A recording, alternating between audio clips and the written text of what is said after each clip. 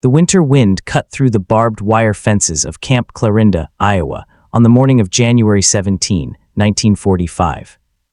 Snow blanketed the farmland that stretched endlessly beyond the compound's perimeter, transforming the American heartland into a landscape as foreign to the German prisoners as the moon itself. Inside the camp's makeshift infirmary, a converted Quonset hut with frosted windows, 23 men sat on wooden benches, their field gray uniforms faded and patched. Their faces drawn with exhaustion that went deeper than physical fatigue. They had been told to report for medical examinations. Most assumed it would be another cursory inspection, another opportunity for their captors to demonstrate superiority through humiliation. What they could not have known, as they shifted nervously on those hard benches, was that the next hour would shatter every assumption they had carried across the Atlantic. Every certainty drilled into them by years of propaganda, every belief about their enemies and themselves. These men were not the elite. They were the remnants of collapsed divisions, survivors of the Normandy beaches and the Ardennes forests, captured in the chaos of Germany's westward retreat. Many had been soldiers for less than 2 years. Some were barely 19 years old, conscripted from villages where the loudest sound had once been church bells on Sunday mornings. They had been taught that Americans were soft, decadent, corrupted by racial mixing and Jewish influence. They had been told that American society was on the verge of collapse, that its women were masculinized and its men feminized, that its wealth was a hollow facade concealing moral rot. They had been assured that capture by the Americans meant brutality, perhaps death, certainly degradation. These beliefs were the armor they wore beneath their uniforms, the psychological fortification that made warfare bearable. When the door to the infirmary opened, that armor began to crack. Lieutenant Margaret Whitfield entered first, her Red Cross armband bright against her olive drab uniform. She was 32 years old, a graduate of Johns Hopkins School of Nursing, daughter of a Philadelphia steel worker who had fought in the trenches of the previous war. Behind her came 3 more nurses, Second Lieutenant Anna Kowalski from Chicago, Second Lieutenant Ruth Henderson from Georgia, and Second Lieutenant Mary Chen, whose parents had emigrated from Guangdong Province to San Francisco before the turn of the century. They moved with professional efficiency, carrying medical bags and clipboards, their shoes clicking against the concrete floor. They did not swagger or sneer. They did not bark orders. Lieutenant Whitfield simply looked at the assembled prisoners and said, in careful but heavily accented German, "Good morning, gentlemen. We are here to ensure you are healthy and comfortable. Please remove your shirts so we can begin the examinations." The silence that followed was profound. Several prisoners glanced at each other, uncertain whether they had heard correctly. One young corporal, whose name would later be recorded as Heinrich Bauer, felt tears begin to well in his eyes before he understood why. The word gentleman hung in the cold air like something tangible. It had been months, perhaps years, since anyone had addressed them with such basic courtesy. In the Wehrmacht, they had been numbers, cogs, expendable components of a vast machine. In retreat, they had been desperate animals fleeing for survival.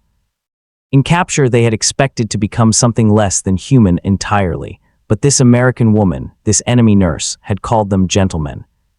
To understand the magnitude of this moment, one must step backward through the layers of expectation these men had accumulated. German propaganda regarding American women had been particularly vicious and particular. Joseph Goebbels' ministry had disseminated countless images portraying American women as either overly sexualized temptresses or mannish, domineering creatures who had abandoned their natural roles. The ideal German woman, according to National Socialist doctrine, found her fulfillment in children, kitchen, and church. She was subordinate, supportive, the biological vessel for racial purity. American women, by contrast, were depicted as the ultimate proof of democracy's failure, demanding equality, working in factories, exhibiting independence that supposedly emasculated their men and weakened their nation. German soldiers had been shown photographs of women in trousers, women operating machinery, women in uniform. These images were meant to inspire disgust and contempt. But contempt is a fragile shield against kindness. Lieutenant Whitfield approached the first prisoner, a sergeant named Otto Kraus, who had been wounded at St. Lo and still carried shrapnel in his shoulder. She asked him through a translator where he felt pain, When he pointed hesitantly to his shoulder, she examined the area with gentle fingers, her touch professional but not rough, not invasive. She made notes on her clipboard and told him that they would arrange for an X-ray to determine if the shrapnel needed surgical removal. Then she did something that would be remembered in the personal accounts and letters these men would later write. She smiled at him, a brief but genuine expression of human warmth, and said, "You've been very brave to endure this discomfort for so long." Otto Kraus, 34 years old, veteran of the Eastern Front, decorated for valor at Kursk, began to cry. Not theatrical sobbing, but quiet tears that ran down his weathered cheeks as he stared at the floor. He could not have explained in that moment the source of his emotion. It was not simply relief at receiving medical attention, though that was part of it. It was not gratitude alone, though gratitude coursed through him. It was the sudden, overwhelming realization that he had been lied to, comprehensively, systematically, about fundamental truths. If these nurses treated enemy prisoners with such dignity, what else had been false? If American women possessed both competence and compassion, what other propaganda had been manufactured? The examinations continued for 2 hours. Each prisoner was checked for malnutrition, disease, parasites, and untreated injuries. Lieutenant Kowalski discovered that 5 men had tuberculosis and immediately arranged for their isolation and treatment with streptomycin, the new wonder drug that American pharmaceutical companies had begun mass-producing the previous year. Lieutenant Henderson treated infected wounds with sulfa powder and clean bandages, luxuries that had become distant memories for Wehrmacht soldiers by late 1944. Lieutenant Chen, who spoke some German through her husband, a refugee scholar, explained to the prisoners that they would receive dental care, eyeglasses if needed, and psychological counseling if they wished to speak about their experiences. The symbolic object that would come to represent this transformation in the prisoner's understanding was not a weapon or a flag, but something far more prosaic, the thermometer. Lieutenant Whitfield carried a leather case containing a dozen glass thermometers, each in its own protective sleeve. Before taking each prisoner's temperature, she would clean the thermometer with alcohol, let the alcohol evaporate, shake the mercury down with practiced wrist flicks, and then place it under the patient's tongue. She would wait the full 3 minutes, consulting her wristwatch, a Bulova military-issue timepiece that kept perfect time, before removing it, reading it in the light from the window, recording the temperature, then cleaning it again before returning it to its case. This ritual, performed 24 times that morning, became for many prisoners a meditation on the difference between their world and America's, the care taken with each instrument. The abundance implied by having a dozen identical thermometers when German field hospitals often had none, the assumption that individual body temperature mattered enough to measure precisely. The investment of time, 3 full minutes per man, in determining whether a prisoner of war might be running a slight fever. In the Wehrmacht, especially in the war's final years, individual soldiers were issued thermometers only if they were officers. Enlisted men who felt ill were expected to report their symptoms verbally and continue their duties unless they collapsed. The contrast was not lost on men who had spent years in a system that viewed them as ammunition to be expended. As the morning progressed, word spread through the camp. By noon, when the nurses emerged from the infirmary, several hundred prisoners had gathered near the fence that separated the medical area from the main compound. They did not shout or demand attention. They simply watched in silence as the 4 women walked back toward the administrative building, their medical bags lighter, their postures betraying the fatigue of intensive work. Some prisoners actually stood at attention as they passed, an automatic military reflex that took on new meaning in this context, not the grudging deference of the defeated, but something closer to respect. The historical record of Camp Clarinda, preserved in the National Archives and in the personal papers of its commanding officer, Colonel James Hartley, documents that in the weeks following this initial medical examination, instances of disciplinary problems among German POWs decreased by 73%. Work details became more cooperative. Escape attempts, already rare given the camp's isolation, ceased entirely. Several prisoners requested English lessons. One group asked permission to form a glee club, which was granted, and within a month they were performing Mozart and Brahms for both prisoners and guards. When officials from the Swiss consulate visited to inspect conditions and interview prisoners, as required by the Geneva Conventions, the Germans reported no complaints, and several specifically requested that their gratitude be conveyed to the medical staff. But statistics and official reports cannot fully capture what had changed. In their letters home, heavily censored, but eventually delivered through Red Cross channels once the war ended, the prisoners struggled to articulate their experiences. Heinrich Bauer, the young corporal who had wept at the word gentleman, wrote to his mother in Bavaria, "We were told America was weak, corrupted, near collapse. I can tell you now that we were deceived. The people here have an abundance we cannot imagine, not just of food or machines, but of something else. They treat us as if we matter as individual men, even though we are their enemies.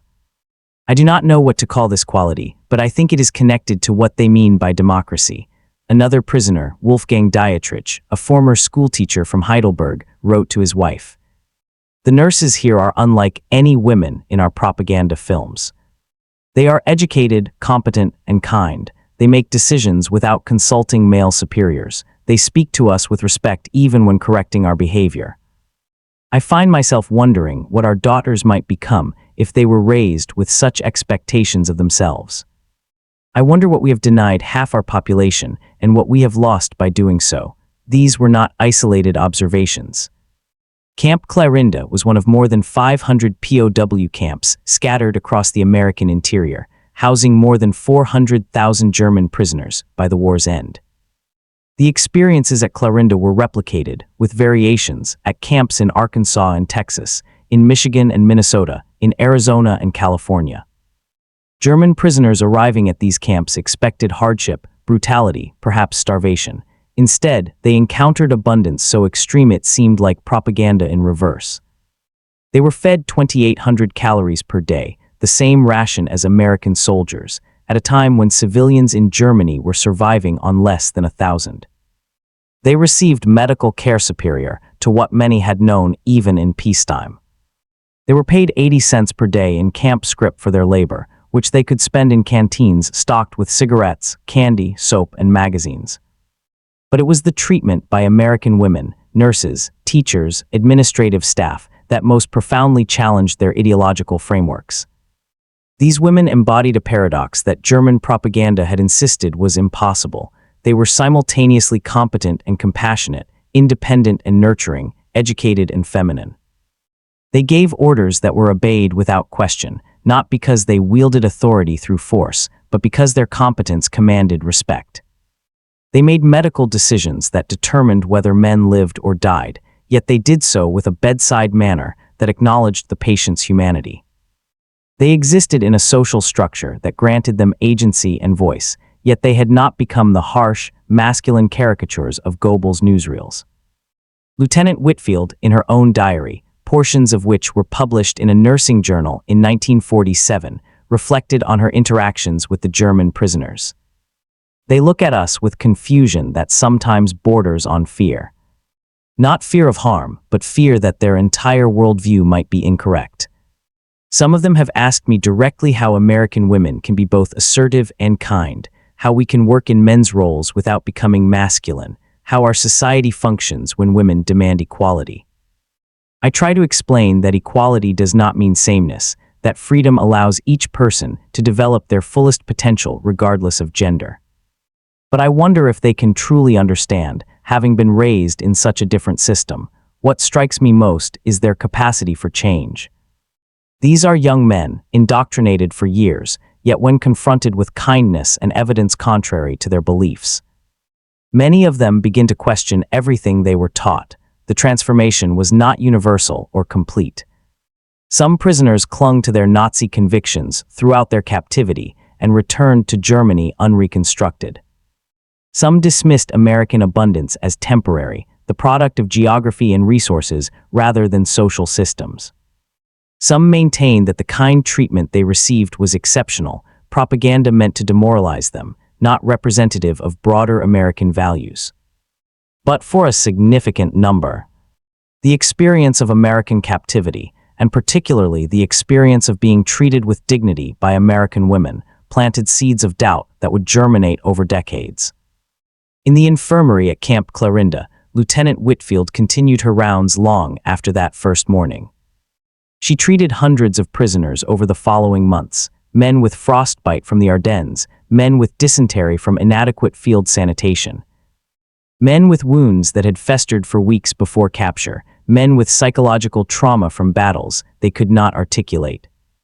With each patient, she performed the same rituals: the clean thermometer, the gentle examination, the careful notation in medical records, the explanation of treatment options. She never raised her voice. She never exhibited contempt. When prisoners thanked her in broken English, she would smile and say, "That's what we're here for." That phrase, "that's what we're here for," appeared in multiple prisoner accounts and letters. It seemed to encapsulate something essential about American self-conception that German soldiers found both alien and compelling. Not "we are superior," not "you are fortunate, we are merciful," but simply an assertion that caring for others, even enemies, was their purpose and duty. This was democracy made manifest not in political speeches or constitutional documents, but in the daily actions of a nurse with a thermometer and a kind word. By April 1945, as news of Germany's collapse filtered into the camp, the atmosphere shifted from resignation to something more complex. Many prisoners felt relief that the war was ending, grief for their destroyed homeland, anxiety about their families' fates, and a peculiar gratitude toward their captors. When Lieutenant Whitfield announced that repatriation would begin as soon as conditions in Germany stabilized, several prisoners asked whether they might remain in America. Such requests were denied. Regulations required their return, but the very fact of their asking spoke volumes about their transformation. The nurses of Camp Clarinda and thousands of their counterparts across the American POW system never saw themselves as instruments of ideological conversion. They were simply doing their jobs, applying their training, honoring their professional ethics and the requirements of the Geneva Conventions. But in doing so, they became ambassadors for a set of values that no amount of propaganda could convey as effectively as their simple acts of medical care. They demonstrated that a society granting women education and autonomy did not collapse into chaos, but instead gained access to talents and capabilities that benefited everyone. They showed that treating even enemies with dignity was not weakness but strength, not naivete but civilizational confidence. When the last prisoners departed Camp Clarinda in late 1946, Lieutenant Whitfield stood at the gate and watched the trucks disappear toward the train station. She had treated more than 800 men during her service there. She had witnessed transformations she never would have predicted: hardened SS officers who learned to question their racial theories, working-class conscripts who discovered respect for educated women, young men who wept at kindness after years of brutality. In her final diary entry from that period, she wrote, "I do not know what kind of Germany these men will help build. Many of them will find only ruins and trauma when they return. But I believe that some of them, perhaps many, will carry with them a memory of being treated as human beings deserving of dignity, and a memory of women who were their equals in competence and compassion. If those memories take root, if they share them with their children, perhaps something good can grow from this terrible war." She was more prescient than she knew. In the decades following the war, as West Germany rebuilt and democratized, former prisoners of war played unexpected roles in shaping the new society. Some became teachers and spoke to their students about American abundance and freedom. Some became politicians and advocated for women's rights and social democracy. Some simply became fathers who raised their daughters with the expectation that education and professional achievement were their birthright, not privileges to be granted by men. The connection between their captivity experiences and these later actions cannot be quantified precisely, but it runs through oral histories and memoirs like a silver thread. Heinrich Bauer, the young corporal who wept at being called a gentleman, returned to his village in Bavaria and became a schoolteacher. In an interview conducted in 1983 for a West German television documentary on POW experiences, he reflected, "People ask me when I stopped being a Nazi. I tell them it was the moment an American nurse treated my infected hand with antibiotics and clean bandages, and explained to me in patient German what she was doing and why. It was the moment I realized that I had been taught to hate people I had never met, and that those people were more humane than my own leaders had ever been. I could not hold on to my beliefs in the face of such evidence. I did not want to. The symbolic power of that thermometer, carefully cleaned and shaken down, measured in its precise glass tube more than body temperature. It measured the distance between tyranny and freedom, between systems that viewed individuals as expendable and systems that insisted each person mattered enough to deserve 3 minutes of careful attention. It measured the chasm between propaganda and reality, between what German soldiers had been told about America and what they actually experienced. It measured, perhaps most importantly, the difference between a society that confined half its population to narrowly prescribed roles and one that, however imperfectly, allowed women to develop their full capacities and contribute to the common good. In the cold mathematics of war, Camp Clarinda was insignificant, a minor installation in Iowa, housing a few thousand prisoners who were no longer a military threat. But in the arithmetic of ideas and values, it was a battlefield as consequential as any in Europe. The weapons were not guns but thermometers, not bombs but bandages, not propaganda but the simple demonstration of how a democratic society treated even those who had fought to destroy it.